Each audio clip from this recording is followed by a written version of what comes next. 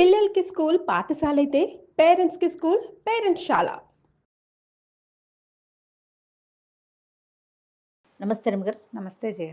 రమ్మగారు, ఇల్లు ఎప్పుడు శుభ్రంగా ఉంచుకోవాలి, అందరికీ తెలిసిన విషయమే. ముఖ్యంగా వంటిల్లు కదండి.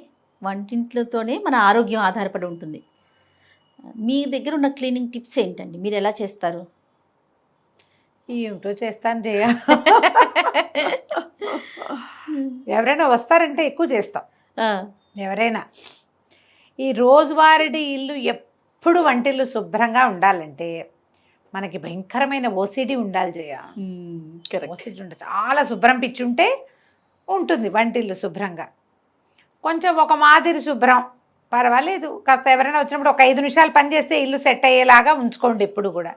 అంతేగాని ఎప్పుడు సినిమాలలోనో లేకపోతే యూట్యూబ్ వీడియోలో మా కిచెన్ టూర్ అంటే బ్యూటిఫుల్ కిచెన్లు చూపిస్తారు కదా, అది మానవ మాత్రల వల్ల అవుతుందా జయ? వాళ్ళు ఇంకా వేరే పని చేయకూడదు. అవును, ఎప్పుడు వంటింటి బట్టి డేక్కుంటూ ఉండాలి. అంత దేవద్దు, కానీ కొన్ని ఖచ్చితంగా కొన్ని చేసుకోవాలి.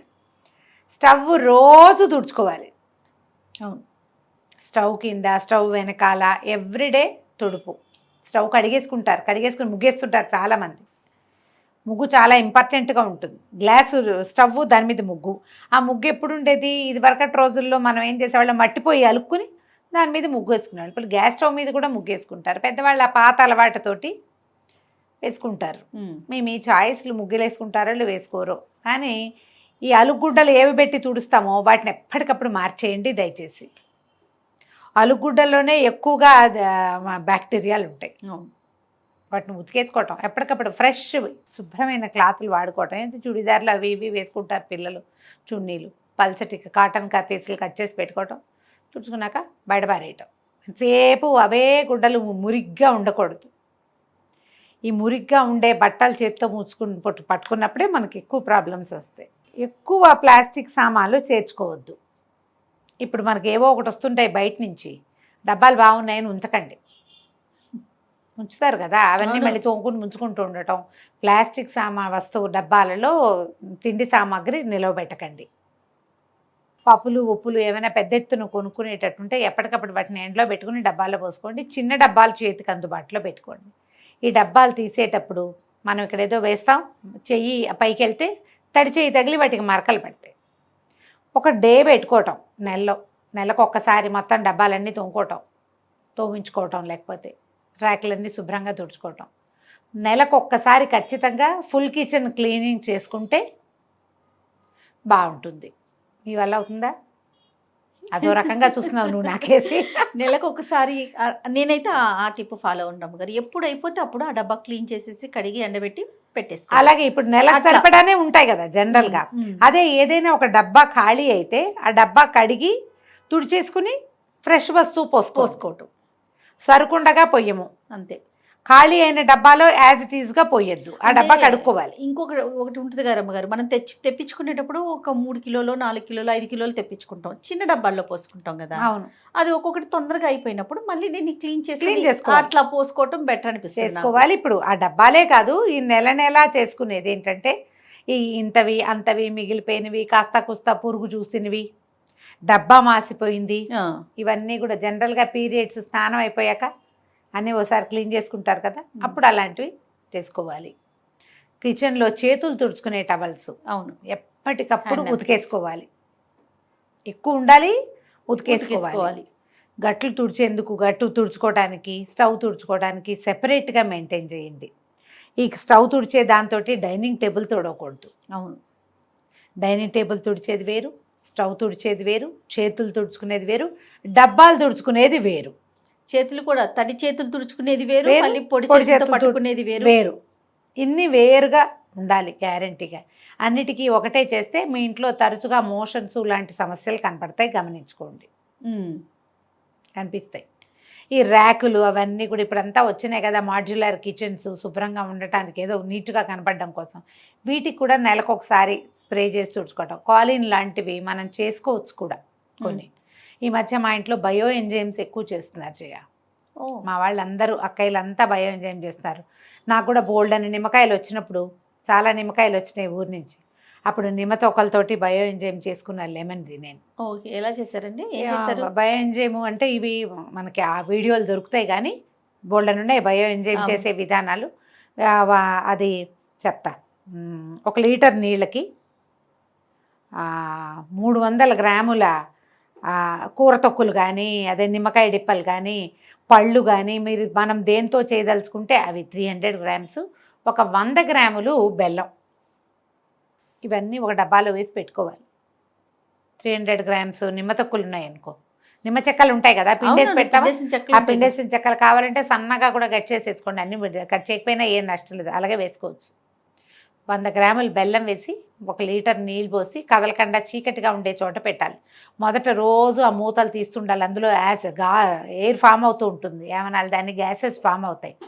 ఆ కొన్ని రోజులు గ్యాస్ ఫామ్ అవటం ఆగిపోయిన తర్వాత ఈ మూత టైట్గా చేసి పక్కన పెట్టేసుకోవాలి. గ్లాస్ బాటిల్స్లో పెట్టకూడదు, వీటిని ప్లాస్టిక్ బాటిల్లో పెట్టుకోవాలి. నేను ఊరికే రఫ్గా చెప్తున్నా, మీరు చూసుకోండి బయో ఎంజైమ్ చేయటం ఎట్లాగా అని. ఆ బయో ఎంజైమ్ చేసిన తర్వాత నాకు ప్రాణం హాయిగా ఉంది. స్టవ్ గట్టు చాలా క్లీన్గా ఉన్నాయి మావి. ఈ డిష్ వాషింగ్ లిక్విడ్ కొద్దిగా వేసి, కొంచెమే ఒక స్ప్రే బాటిల్స్ వస్తాయి కదా, వేసి బయో ఎంజైమ్ వేసి కనుక స్టవ్ గట్టు అవి క్లీన్ చేసుకుంటే ముసమలు తగ్గిపోయినాయి, ఈగలు దోమలు చాలా తగ్గిపోతాయి, వంటింట్లో తిరిగే ఫ్లైస్ సమస్యలు చాలా తగ్గుతాయి. బయో ఎంజైమ్స్ చాలా బాగుంటాయి, చూడండి. మీరు వాటిని చాలా విషయాల్లో వాడుకోవచ్చు, ఆఖరికి వాషింగ్ మిషన్లో కూడా వేసుకోవచ్చు దాన్ని. ఇల్లు తుడిచేటప్పుడు కొద్దిగా ఒక డ్రాప్ బయో ఎంజైమ్ వేసి తుడిస్తే ఇల్లు క్లీన్గా ఉంటుంది. లెమన్ తోటి అయితే బ్రహ్మాండంగా ఉంది, నా దగ్గర అదే ఉంది, నేను వేరే ఏం చేయలే, అంత ఓపిక లేదు. ఈ ఒకటి కూడా బోల్డ్ అని నిమ్మకాయలు వచ్చినాయి, ఆ రసం అంతా తీసి పెట్టా, డిప్పలు వేస్ట్ అయిపోతాయని ఈ పని చేశా. ఓకే, అలాంటివి ఏమైనా అలవాటు చేసుకోండి. హౌస్ క్లీనింగ్ కెమికల్స్ కాకుండా ఎక్కువ కెమికల్ థింగ్స్ కాకుండా. తర్వాత ఏమో యాపిల్ సైడర్ వెనిగరు, అందులో 2 నిమ్మకాయ తొక్కులేసి నీళ్ళల్లో యాపిల్ సైడర్ వెనిగర్ వేయటం, 2 నిమ్మ డిప్పలు వేసేయటం, అది స్ప్రే చేసి తుడుచుకోవటం. జిడ్డు బాగా కట్ అవుతుంది, క్లీన్గా ఉంటాయి. మనం కాలేజ్ వేసి అడ్వర్టైజ్మెంట్ చూపిస్తాడు ఇట్లా అనగానే కర్రమని సౌండ్ వస్తుంది, ఆ కర్ర సౌండ్ వస్తుంది ఇక్కడ, బాగా వస్తాయి. స్టవ్ గట్లు క్లీన్ చేసుకోవటం ఎప్పటికప్పుడు. మనం ఒక పూట బద్దకిస్తాం ఎప్పుడు కూడా, ఈ పని అంతా ఎవరు చేస్తాడరా దేవుడు అనిపిస్తుంది, అనిపించచ్చమ్మా, అదేం తప్పు కాదు. అప్పుడప్పుడు అలా అనిపిస్తూ ఉంటేనే మనకి ఓసిడి రాకుండా ఉంటుంది. ఓసిడి అంత చాలా పెద్ద సమస్య కదా, అంత అతి శుభ్రాలు, ఎప్పుడు చేతులు కడుక్కుంటుంటాం, ఎప్పుడు గట్లు తోముకుంటుంటాం, ఎప్పుడు గిన్నెలు తోముకుంటుంటాం, పిచ్చి అయిపోకండి. కానీ కొంచెం క్లీన్గా ఉంచుకుంటే ఏంటంటే మనం వంటింట్లోంచి ఆహార పదార్థాలు బయటకు వస్తాయి, పిల్లల ఆరోగ్యము, మన ఆరోగ్యము, దాని అన్నిటికీ దారి కిచెనే కదా. కదా, ఎప్పటికప్పుడు క్లీన్ చేసేందుకు ఒక ప్రాక్టీస్ ఉంచుకోండి. ఇది నేర్చుకోవాలి. ఎప్పుడైనా ఓసారి చీటింగ్ చేయొచ్చు, once in a while cheating చేయొచ్చు, కానీ రోజు వారడి ఎప్పటికప్పుడు క్లీన్ చేసుకోవటం. కిచెన్ సింకులు క్లీన్గా ఉంచుకోవాలి, కిచెన్ గట్టు ప్లాట్ఫామ్స్ క్లీన్గా ఉంచకపోతే అనారోగ్యాలు వస్తాయి. వాటిల్లో మనం ఎక్కువగా దొరికేది ఏంటంటే ఇగో motions, vomitings, stomach disturbances, stomach disorders, వాటిల్లోకి వెళ్తాం. కాబట్టి వీటిని కొంచెం చక్కగా ఉంచుకోవటం. చాకులు అవన్నీ, బెల్లం తరిగిన చాకు అలాగే పెట్టేయకుండా బెల్లం తరిగిన చాకుని శుభ్రంగా కడిగేసుకోవటము, లేదా తడి పెట్టి తుడిచేసుకోవటము. ఎక్కువసార్లు చాకులు కడిగితే పదును పోతాయి, అందుకని ఏం చేస్తాము, ఈ చిన్నది ఏదైనా క్లాత్ తడిపి తుడిచేసుకోవాలి. కూరలు తరిగిన, ఉల్లిపాయలు తరిగిన చాకు అలాగే పెడితే వాసన వస్తుంది. తర్వాత ఏమో ఈ మన కూరలు తరిగేందుకు ఇప్పుడు అంతా చెక్కలు, ప్లాస్టిక్లు బోల్డన్ వచ్చినాయి, ఇక షీట్లు, వాటిని ఎప్పటికప్పుడు తోముంచుకోండి, వాటిలో ఎక్కువ బ్యాక్టీరియా ఉంటుంది. వీటికి కూడా నేను చెప్పిన బయో ఎంజైమ్ వేసి కనుక తోమితే చాలా క్లీన్ అవుతాయి. ఒట్టిని అవన్నీ చావలేము మనం, ఈ బయో ఎంజైమ్లు అవన్నీ ఎవరు చేస్తాడంటే అంటే నిమ్మకాయ డిప్పలు ఉంటాయి కదా, నిమ్మ డిప్పలు నీళ్ళతోటి వాష్ చేసుకోండి. లెమన్ తగిలేసరికల్లా ఆటోమేటిక్గా యాసిడిటీ వల్ల కొంత క్రిములు అవి పోతాయి. హాట్ వాటర్లో వాష్ చేసుకోవటము. కొంచెం ప్లానింగ్ తోటి ఉంటే కనుక వంటిల్లు క్లీన్గానే ఉంటుంది. ఎప్పుడు మనం ఆ ధ్యాసలో ఉండాలి. వీటికి ప్రధానమైనది ఏంటంటే బేసిక్ శుభ్రత, వాష్, వైప్, కడగటంతో పాటు తుడవటం కూడా. నీళ్ళు ఓడుకుంటూ పెట్టామంటే ఇబ్బంది. అవును, ఎక్కువగా ఎక్కడ చూస్తామంటే రమ్మగారు, మనం గిన్నెలు తోముకునే పీచులు ఉంటాయి చూస్తారా, అవి వాటిని మార్చుకోవాలి. అవి ఎప్పటికప్పుడు ఎక్కువగా వాసన వచ్చే వాటి వల్లే. అవును, ఏం చేస్తామంటే ఈ తోమిన తర్వాత దాన్ని వాష్ చేయకుండా పెడతారు సబ్బు మీద, అది ఆ ప్రాక్టీస్ ఉంటే మానేసుకోండి. అవును, మానేయండి. జిడ్డు గిన్నెలు తోమటానికి వేరుగా ఒకటి ఉంచుకోవాలి, ఆ, ఎక్కువ జిడ్డు ఉన్నవి. గట్టి పీచు. గట్టి పీచు ఉంటాయి కదా, ఇనపీచులు బోల్డన్ ఉన్నాయి రకాలు. ఏదైనా సరే మీరు ఏది క్లీన్గా ఉంచాలో దాన్ని క్లీన్గా ఉంచకపోతే మనకు సమస్యలే వస్తాయి. గిన్నెలు శుభ్రంగా ఉండవు కదా. అవును. ప్లాన్డ్గా చేయండి. ఓసిడికి లోన్ కాకుండానే మనం హెల్తీగా ఉండొచ్చు. బాగా శుభ్రంగా ఉంటేనే హెల్త్ అని పొరపాటును కూడా అనుకోవద్దు. ఆ, శుభ్రంగా అనేదే పాయింట్. బాగా కాదు, తక్కువ కాదు. మీరు బాగా అయినా మీరు పిచ్చైపోతారు, తక్కువైతే అనారోగ్యం పాలవుతారు. మధ్య మీడియోకర్గా క్లీన్గా ఉంచుకోవాలి.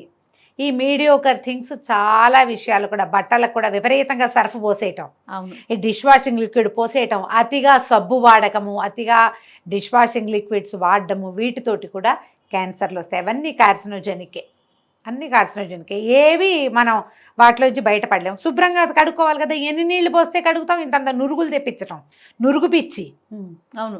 కొంతమందికి. అవి తగ్గించుకోండి. అవి ఏమంత మంచి పద్ధతి కాదు. ఏమైనా ఇంట్లో బొద్దింకలు లాంటివి ఉంటే అవి ఆహార పదార్థాలకి మీదకి వచ్చేయకుండా బొద్దింకలకి మందు కొట్టించుకోండి, లేదా మందు పెట్టించుకోండి. 5 ఏళ్ళకోసారి 3 ఏళ్ళకోసారి పెట్టేవి కనపడుతున్నాయి, అలాంటిది ఏదైనా ట్రై చేయండి. తర్వాత పదార్థాలకి మూతలు పెట్టడం ప్రాక్టీస్ చేయండి. మెయిన్ అది. బాటిల్స్కి మూతలు పెట్టడం, డబ్బాకి మూత పెట్టడం, గిన్నెల గిన్నెల మీద మూతలు పెట్టడం, కాగిన పాల మీద ఒక మూత ఉంచటం.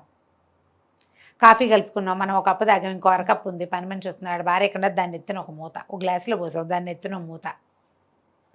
ఇవి ప్రాక్టీస్ ఉంచుకోండి. ఇవన్నీ హెల్తీ టిప్సే. మనకు తెలుసు, ఏం తెలియదు ఇందులో మనకి, ఉంటాము, ఏం తెలీదు. జస్ట్ కొంచెం ఐడియా ఉంటే సరిపోతుంది. మీ వంటిల్తి శుభ్రతే మీ ఆరోగ్యానికి మొదటి మెట్టు. అంతే కదా. అంతే రమ్మగారు. నమస్తే. నమస్తే జయ.